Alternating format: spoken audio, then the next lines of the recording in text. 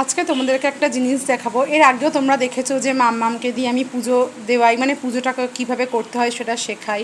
ঠাকুরের প্রতি যেটা বিশ্বাস আমি সেটা ওকে শেখাই, চেষ্টা করি যে ভগবানের প্রতি বিশ্বাস রাখাটা সবারই জরুরি। তো ওকে এই বয়স থেকে আমি শিক্ষাটা দেওয়ার চেষ্টা করছি। এর আগে তোমরা ওর ভিডিওতে অনেক অনেক ভালোবাসা দিয়েছিলে। তো চলো আজকে একটা জিনিস দেখাবো, তো চলো তোমাদের সঙ্গে এটা শেয়ার করি। দেখো, ও রোজ স্কুল থেকে এসে স্নান করে পুজো করে মানে আমি তো রোজ সকালে পুজো দিয়েই দিই, ও কিন্তু এই সময় গোপালকে ভোগ দেয়, গোপুসোনাকে দুপুরের ভোগটা ওই দেয়। তো আজকে কিন্তু আমার গোপুসোনা বাড়িতে নেই, গোপুসোনা আমার এক কাকিমার বাড়িতে বেড়াতে গেছে, বেশ কিছুদিন এখন থাকবে।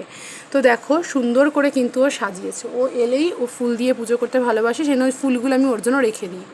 তো দেখো ও সুন্দর করে সাজিয়ে, দেখো ঠাকুরকে ভোগ লাগিয়ে তুলসী পাতা দিয়ে, ওকে আমি এগুলো ছোটো থেকেই শেখানোর চেষ্টা করছি যাতে বড় হয়ে আরও সুন্দরভাবে পুজো করতে পারে। তো তোমাদের ওর পুজো করা কেমন লাগলো অবশ্যই কিন্তু জানিও।